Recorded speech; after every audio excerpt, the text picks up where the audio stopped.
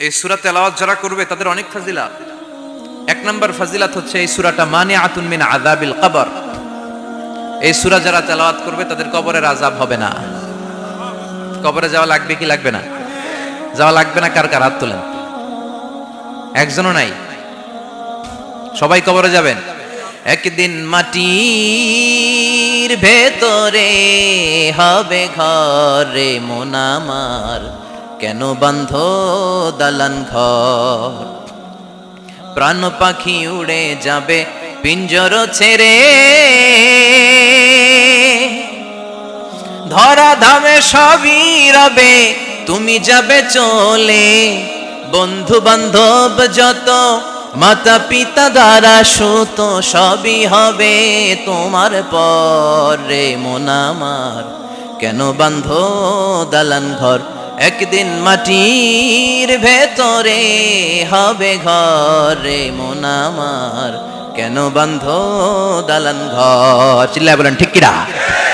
যাওয়া লাগবে, কেউ বাঁচতে পারবে না। দাদা চলে গেল, বাবা চলে গেল, মামা চলে গেল, আমারও যাওয়া লাগবে। সেলিব্রিটি চাই, আরো সম্পদের পাহাড় চাই। ব্যস্ত, আমরা মহা ব্যস্ত। এত ব্যস্ততা কিসের? স্টপ, থামেন, অনেক হয়ে যান না, বসেন, একটু ভাবেন।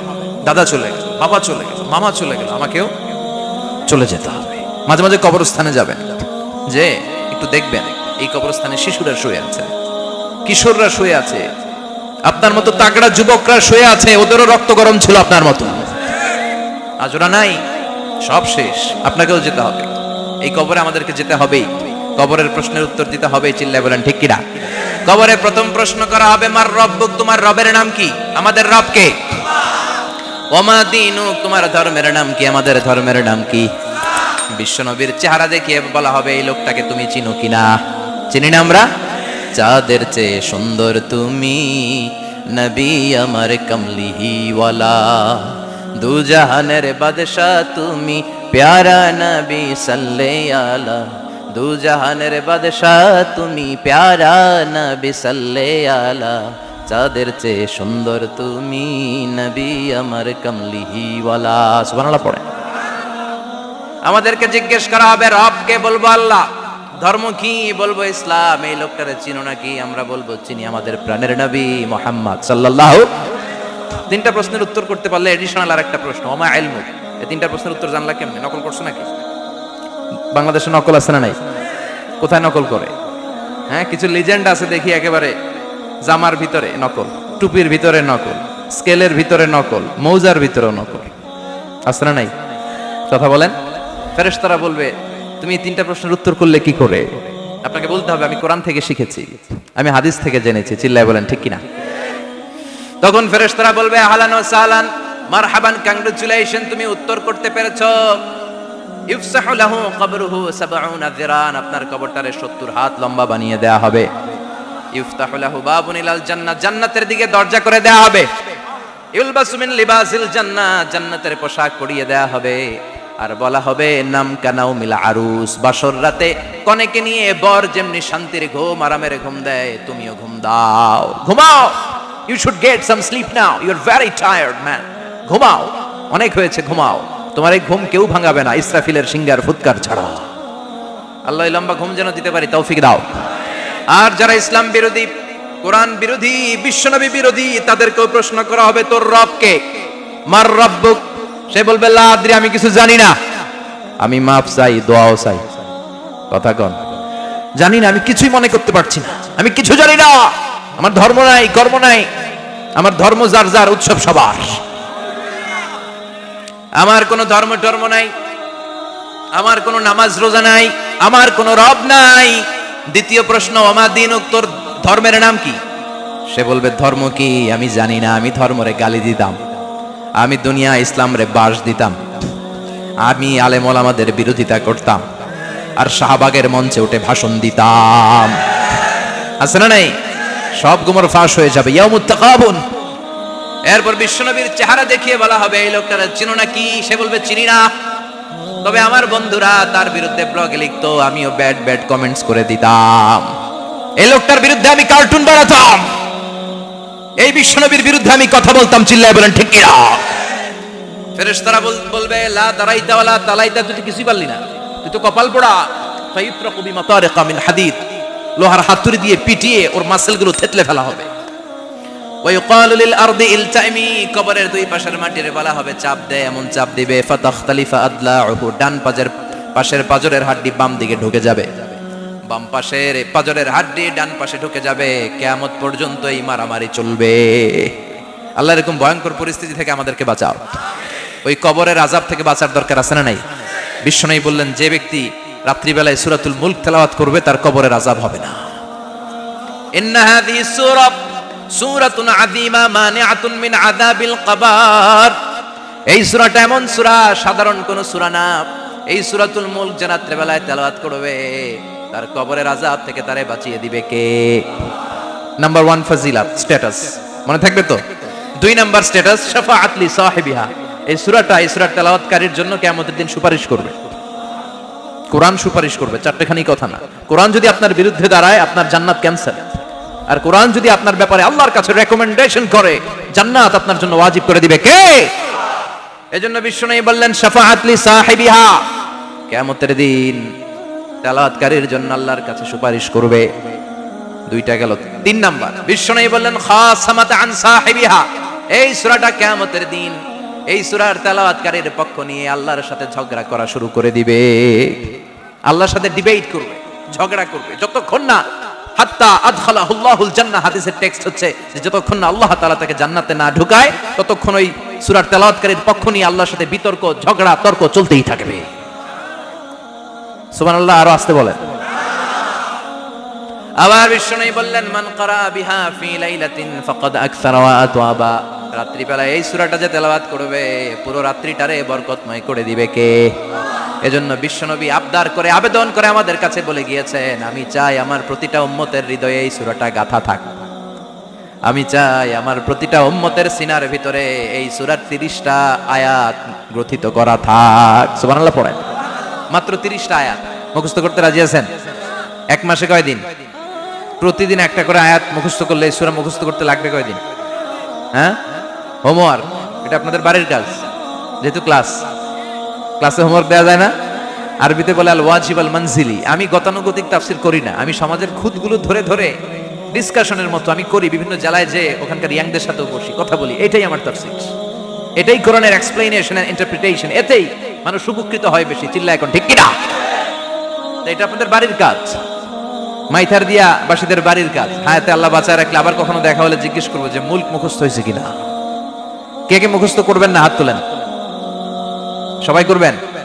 এবার কে কে মুখস্থ করবেন হাত তুলে আমার আল্লাহরে দেখান। আল্লাহ তুমি কবুল করো। আরো জোরে পড়েন আমিন। হাত নামান। এই সূরাটা it's an eye opener for you, এটা আপনার চোখ খুলে দিবে।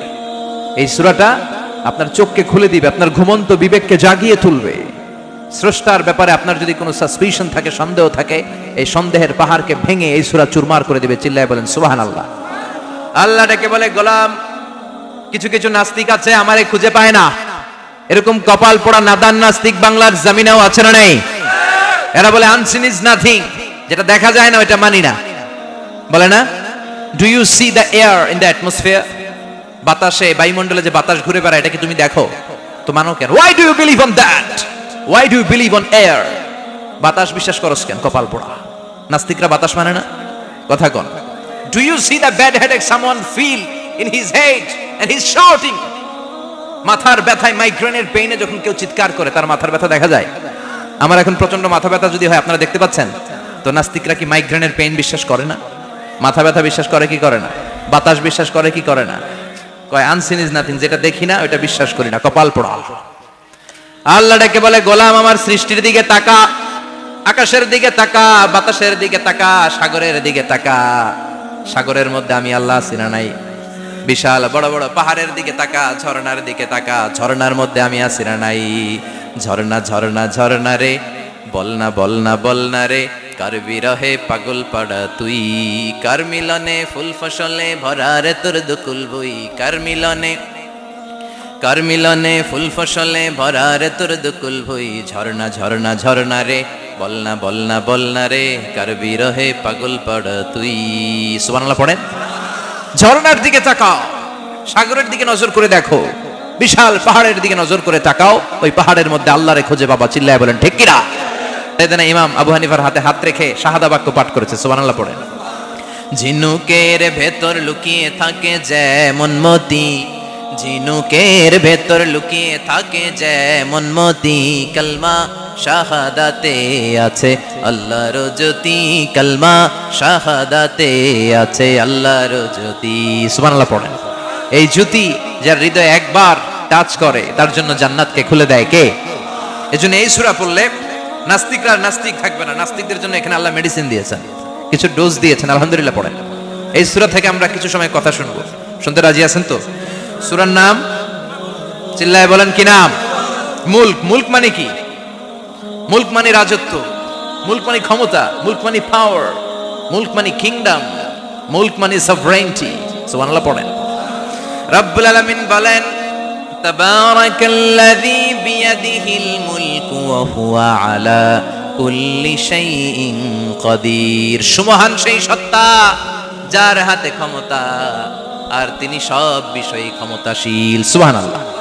তাবারাকাল্লাযী বিয়াদিহিল মুলক, মহামহিম সে সত্তা, সুমহান সে সত্তা, বিয়াদিহিল মুলকু যার হাতে ক্ষমতা। ক্ষমতা কার হাতে? চিৎকার করে বলতে হবে কার হাতে? নাকি আমাদের হাতে? না সরকারের হাতে, পুলিশের হাতে, র্যাবের হাতে, মাশরাফির হাতে, হিরো আলমের হাতে? ক্ষমতা কার হাতে? ক্ষমতা শুধুমাত্র একজনের হাতে। চিল্লায় বলেন তিনি কে? আল্লাহর হাতে ক্ষমতা, আর তিনি হচ্ছেন সকল ক্ষমতার উৎস, centre of the all powers. সব ক্ষমতার উৎস কে?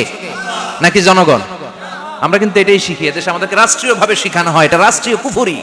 সকল ক্ষমতার উৎস জনগণ নয়, সকল ক্ষমতার উৎস কে? উনি ক্ষমতার উৎস, তিনি ক্ষমতাশীল, মহা ক্ষমতাধর, তার ক্ষমতার সাথে কারো তুলনা হয় না। আমাদের কি ক্ষমতা আছে? কথা বলেন। বল্লা পোকার কামড় খাইছেন? হ্যাঁ, মৌমাছি কামড়াইছে? মৌমাছি কামড়াইলে চিল্লাচিল্লি শুরু করে, তো কি ক্ষমতা আছে আপনার? বল্লা কামড় মেয়েরা দেয় দৌড়, ওটা ধরে যে মার মইটাও পারি না। কুত্তায় কামড়াইলে আমরা কুত্তারে কামড়াইতেও পারি না। কথা বলেন। আমরা নাকি ক্ষমতার মালিক। পিছন থেকে কেউ যদি বলে হুজুর সাপ, মজা করে বলছি এতই ভয় পাইছি, আসলে যদি ফস করে আসতো সব দৌড়। স্লোগান দেওয়ার বেলায় লিল্লাহে তাকবীর, আল্লাহু আকবার, আমার ভাই তোমার ভাই, কাপায় ফেলামো নামায় ফেলামো। কথা বলেন। আর যদি পেছন থেকে কেউ আওয়াজ করে বলে সাপ, দৌড়। আপনারা কি দৌড় দিবেন? আমরা এদিক দিয়ে দৌড় দিব। কথা কন। চাচা আপন প্রাণ জীবন বাঁচানোর জন্য ভয়ে পাগল। সাপ লাগবে না, ভাও ব্যাংক চিনেন? মাইথার দিয়ে নাই বোধহয়। আছে আছে। কি করে? খালি লাফায়। 10টা ভাও ব্যাংক যদি ছেড়ে দেওয়া হয়, স্টেজে 2টা আর বাকি 8টা এদিকে, ভাও ব্যাংক আর কি লাভ দিবে? এরসে লাফালাফি শুরু করবো আমরা। কথা বলেন। আর আমরা দাবি করি আমরা ক্ষমতার উৎস। কোনো ক্ষমতা নাই। একবার ডায়রিয়া হলে 3বার টয়লেটে গেলে আর চেহারার দিকে তাকানো যায় না। কারে মাফ করে দে, আই মরে যাইও, আই হাইতান ন, আছে না নাই? তো পারবেন না কেন? আপনি না ক্ষমতার উৎস, আপনি না ক্ষমতার উৎস। আরে আপনার তো কোনোই ক্ষমতা নাই। খলিকাল ইনসানু দাঈফা, মানুষকে দুর্বল থেকে দুর্বল করে তৈরি করেছে কে? এজন্য রব্বুল আলামিন বলেন তাবারাকাল্লাযী বিয়াদিহিল মুলকু ওয়া হুয়া আলা কুল্লি শাইইন কাদির। সুমহান সেই সত্তা যার হাতে ক্ষমতা। চিল্লায় বলেন ক্ষমতা কার হাতে? আমাদের হাতে কোনো ক্ষমতা নাই। আমরা হলাম দুর্বল। আমরা কি? দুর্বলের ঘরের দুর্বল। আমরা যখন জন্মেছিলাম দুর্বল। আমার ছোট্ট একটা মেয়ে আছে, আমি অবাক হয়ে থাকি যে আমিও তাইলে ছোটবেলায় এরকম ছিলাম। না খাওয়ালে খেতে পারে না, পেশাব পায়খানা করে, ঘর নষ্ট করে, বমি করে, দাঁড়াতে পারে না, শুইতে পারে না, লালা পড়তে থাকে, ক্লিন করতে হয়, সব সময় তাকে আল্লাহর আদেশে দেহে ঢুকে, আল্লাহর আদেশে বের হয়ে যায়। ঠিক কিনা? এই যে ছোট্ট বাচ্চাটার দেহের ভিতরে যে রুহু ঢুকলো, কে দিল? 120 দিনের আগে মানব শিশুর দেহের ভিতরে কিন্তু রুহের ফুৎকার হয় না। সহিহ বুখারীর বর্ণনা। 40 40 40 340 কত? কথা বলেন। প্রথম 40 থাকে নুতফা, তারপরের 40 হয় আলাকা, তারপরের 40 হয় মুদগা, sperm drop, blood clot, and then the little flash.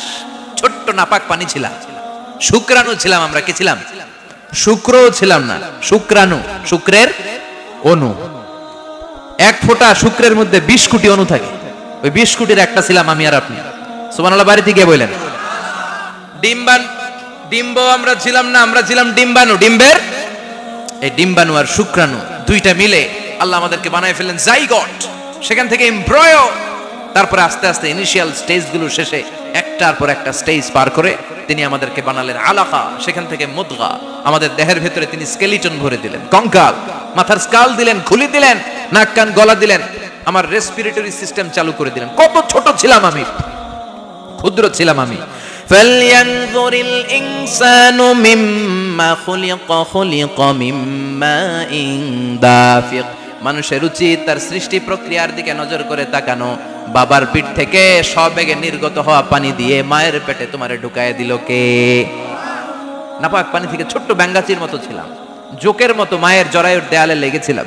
সেখান থেকে বড় করতে করতে আমার রেসপিরেটরি সিস্টেম, আমার হেয়ারিং সিস্টেম, আমার সব সিস্টেমগুলো তিনি আমার দেহের ভিতরে সেট করে দিল। চিল্লায় এখন সুবহানাল্লাহ।